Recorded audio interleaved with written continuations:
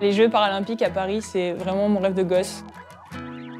Para-badminton, nous, quand on joue sur nos compètes, on n'a pas de public, on joue vraiment jamais devant personne. Et là, on se dit, enfin, on va pouvoir jouer, les salles seront pleines, on espère. Le défi numéro 1, c'est mes orthèses de sport, parce que j'ai des orthèses avec lesquelles je joue pour pouvoir maintenir mes pieds. C'est du matériel qui n'est pas du tout adapté pour le sport, parce que ça n'a pas été développé pour les sportifs et encore moins pour les sportifs de haut niveau. Donc du coup, mes orthèses sont constamment en train de casser, du coup de me blesser la peau, etc. Mais joue.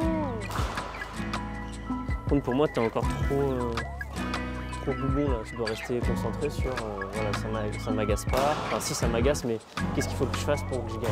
Okay.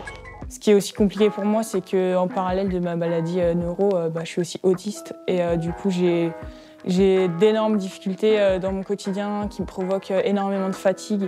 Tout ce qui est sensoriel, la lumière, le bruit, les interactions sociales avec les gens, les voyages, tout ça en fait, pour moi c'est vraiment quelque chose qui est épuisant, qui me demande énormément. J'ai un gros mental, je lâche vraiment jamais rien. Et puis j'aime beaucoup courir, dans la limite de ce que me permettent mes jambes. Donc c'est vrai que je vais vraiment ramer sur chaque volant pour tout rapporter.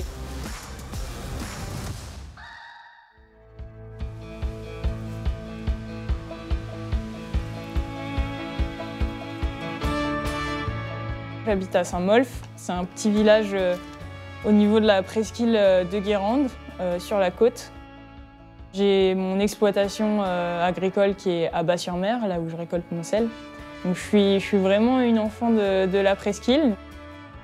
Le Marais, c'est pas que la carte postale l'été, le sel, le soleil, la chaleur. Quand t'es 10 heures dans la journée à faire de l'effort, alors oui, ça te muscle, mais à la fois, ça t'épuise. Et puis le soir, tu peux pas forcément retourner faire du badminton en plus, quoi. J'ai une maladie neurologique qui s'appelle la paraparésie spastique. Donc en fait, je vais avoir un déficit de force progressif dans mes jambes et aussi du coup dans mes bras pour ma part. Et j'ai aussi ce qu'on appelle de la spasticité, donc c'est les muscles qui se contractent trop fort de manière involontaire. J'ai un chien d'assistance qui s'appelle Eugène. Il fait des tâches en fait pour m'apporter plus d'autonomie, de sécurité et de confort.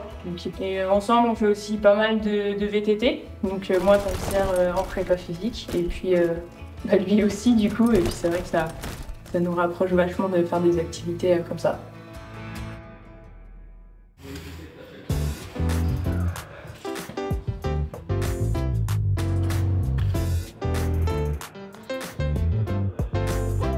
Aujourd'hui, je m'entraîne à Rennes avec mon coach Loris. Et aujourd'hui, j'ai Faustine en sparring, qui est une partenaire en équipe de France. On joue dans la même classique. Alors moi, je viens du tennis, donc, qui est un sport de raquette. Et du coup, j'avais envie de changer de sport, mais j'avais quand même envie de rester sur la raquette. Et puis le badminton, c'est un sport qui est hyper cardio, qui est hyper intense. Les matchs, ils sont assez courts par rapport à un match de tennis. Et du coup, c'est vraiment ça qui m'a attirée, que j'aime énormément dans le badminton. Cet été, on participait en fait au premier European Para Games. Il y avait 10 sports différents qui se déroulaient au même moment, au même endroit, à Rotterdam. J'ai fait une super compétition parce que j'ai remporté la médaille d'argent en double dame et en simple. Pour l'instant, tout ce que j'ai vécu par rapport au fait que ça fait 1 an que je sois là, tout est juste énorme, quoi. J'ai pas ce truc de oui, Milena, elle doit faire la médaille d'or parce qu'elle est numéro mondial. Bah non, moi j'ai pas cette pression, donc du coup je vais essayer juste de profiter. Après, bien sûr qu'il y aura de la pression parce que des Jeux paralympiques à Paris, donc avec la famille, les médias, quand même, il y a quand même cet enjeu-là. Mais à titre personnel, j'ai pas de pression de résultat et quelques résultats que ce soit, ce sera que du bonus, quoi.